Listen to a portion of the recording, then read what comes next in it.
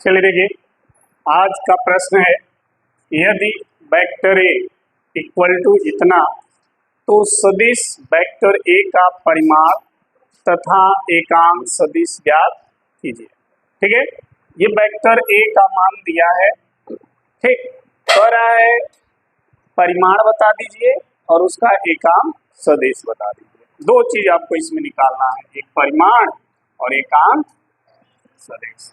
तो कैसे निकलेगा देखिए, जब आप इसको हल करिएगा तो वेक्टर ए दिया है उसको लिख लीजिए, ठीक है ऐसे।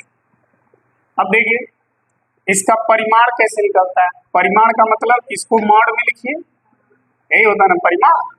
और ये कैसे निकाला जाता है, करड़ी में आई के गुणांक, तो आई के आगे कुछ नहीं है तो एक का प्लस जे का गुणांक प्लस के का गुणांक हो गया। चलिए ऐसे ही परिमाण निकाला जाएगा, ध्यान रखना आप। 1 का स्क्वायर 1, 2 का स्क्वायर 4, 8 का स्क्वायर 64, 4 68 और 1 69, इसका वर्गमूल निकलेगा नहीं। तो ये हो गया वेक्टर ए का परिमाण। ठीक, अब आते हैं क्या, एकांक सदिश। एकांक सदिश होता क्या है समझो, कोई वेक्टर है ए, अगर हमें इसका एकांक सदिश निकालना है तो क्या करेंगे, इस वेक्टर ए में इसके परिमाण से भाग दे देंगे। ठीक, जब इस वेक्टर में इसके परिमाण से भाग दे देंगे तो ये जो मान आएगा वो एकांक सदिश हो जाएगा, ए कैप हो जाएगा। तो अगर हम एकांक सदिश निकालें ए कैप तो वेक्टर ए में इसके परिमाण वेक्टर ए से क्या करेंगे, भाग दे देंगे। ठीक, अब देखिए वेक्टर ए का मान दिया है आई कैप -2 जे कैप प्लस 8 के कैप बटा, और मॉड वेक्टर ए का मान कितना है, √69। तो ये हो गया इसका एकांक सदिश, यही इसका एकांक सदिश हो गया और ये इसका जो है वेक्टर ए का परिमाण हो गया, दोनों मान निकल गए। ठीक, तो जब भी एकांक सदिश निकालना हो तो आप उस सदिश में उस सदिश के परिमाण से क्या करिए, भाग दे दीजिए, तो एकांक सदिश मिल जाएगा आपको। ठीक है, फट से नोट कर लीजिए। देखिए ये प्रश्न है, दो सदिशों ए व बी के परिमाण क्रमशः 5 और 4 मात्रक हैं, उनके बीच का कोण 30 अंश है, तो vector A dot vector B का मान ज्ञात कीजिए।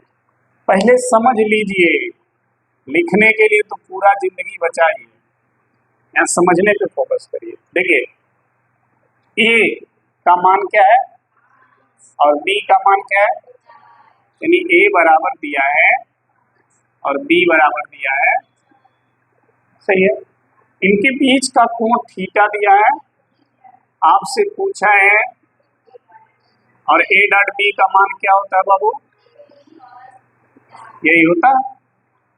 ए दिया है कितना और बी दिया है कितना, और कास 5 चौके कास 30 का मान कितना होता है, 2 से 20 कट गए, करड़ी में 3, यही आंसर लिख दीजिए। या 10 करड़ी में 3 का मान रख दीजिए 10.732, 10 से गुणा करेंगे 10.1 पीछे चला जाएगा, आ जाएगा। तो या तो ये आंसर लिखिए या ये लिखिए,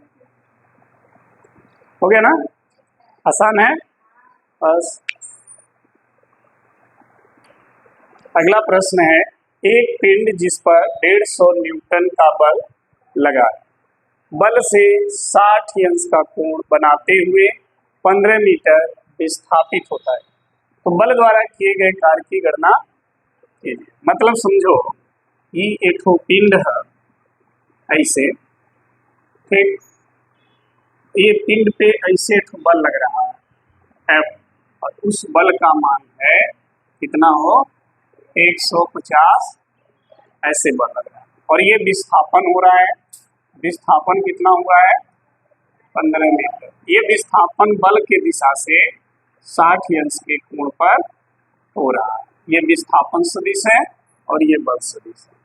इसको यहां से यहां तक ला दिया गया इस पिंड को, ठीक। तो कह रहा है कितना कार्य किया गया, तो देखिए हल समझ में आएगा ना। हाँ, तो देखो F दिया है कितना 100 और विस्थापन दिया है कितना, बस। और दोनों के बीच के कोण, कार्य की गणना करनी है ना। तो कार्य बराबर क्या होता है, F vector F dot vector S, यही होता है ना। और इसका मान होता है F S cos, यही होता है। तो F का मान कितना है, S का मान और cos 60। 15 में 15 का गुणा हुई तो 225 और ये 0। cos 60 का मान कितना होता है, 2 से इसको काट दो, 2 एक नम 2, 2 एक नम 2, 2 दूना 4, 2 बचे 10, हो गया आंसर। इतना तो सही है ना। भाग देने आता है, बस। तो भाग देने आता है तो 2 से 2250 में भाग दोगे तो 1125 आएगा। क्या करना, देखिए कह रहा है कि जब इतना न्यूटन का बल किसी पिंड पर कार्य करता है तो जो बल का मान दिया है वो सदिश रूप में दिया है ना। तो जब हल करिएगा तो वेक्टर F का मान दिया है 5 प्लस ये दिया, क्रिया करता है तो पिंड में उतना मीटर का क्या हो रहा है, यानी विस्थापन भी सदिश रूप में दिया है 10I cap plus 12J cap plus 13 और कार्य की गणना कीजिए। तो देखिए कार्य बराबर क्या होता है, बल गुणे, यही होता है ना। तो F का मान दिया है,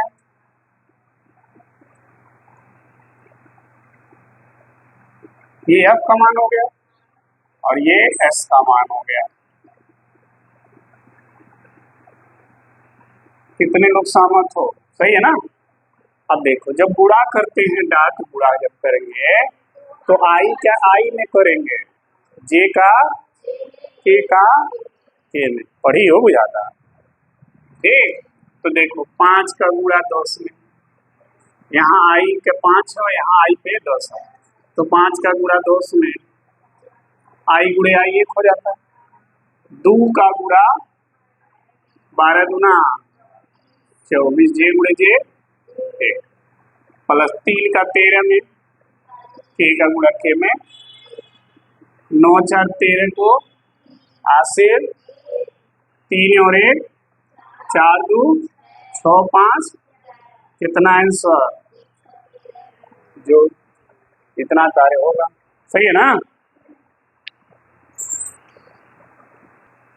चलिए देखिए कह रहा है कि यदि सदिश वेक्टर ए इतना वेक्टर बी इतना परस्पर लंबवत हैं तो सी का मान बताइए कितना होगा, ठीक है। तो देखिए कैसे हल करेंगे।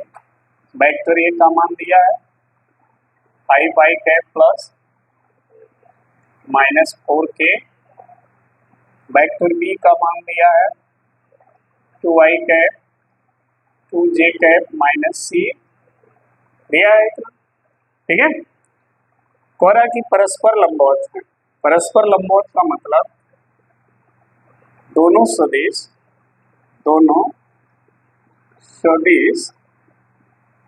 परस्पर क्या है, लंबवत है, अर्थात जो थीटा है इनके बीच का वो कितना है 90 डिग्री, लंबवत है ना, तो 90 अंश होगा। देखिए vector A dot vector B बराबर क्या होता है, ए बी cos थीटा।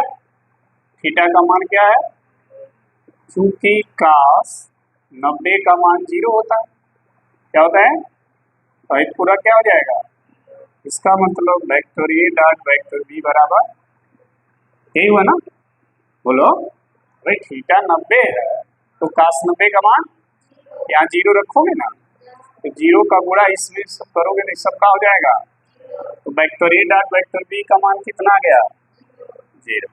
अब देखो वेक्टर ए का मान है कितना ये, और वेक्टर बी का मान है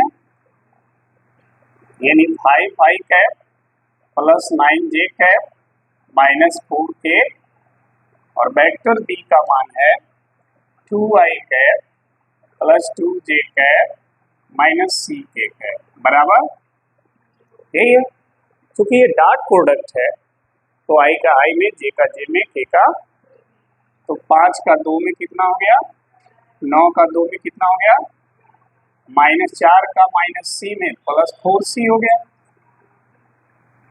2 18 28, 2 18 और 28 को उधर भेज दो तो 4c बराबर -413 कितना आया, c का मान -7 आ गया।